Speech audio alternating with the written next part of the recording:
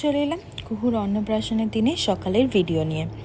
সকালবেলা কুহুর প্রথমে ছিল নান্নি মুখ, আর এইটা সেই সময়েরই কিছু মুহূর্ত।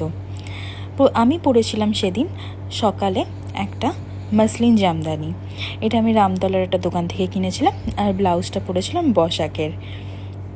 আর কুহুর পাপা পরেছিল চিকেন কারির একটা পাঞ্জাবি।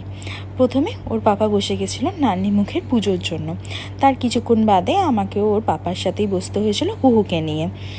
আর আমাকে সেদিন আমার মেকআপটা করেছিল আমার একটা বন্ধু।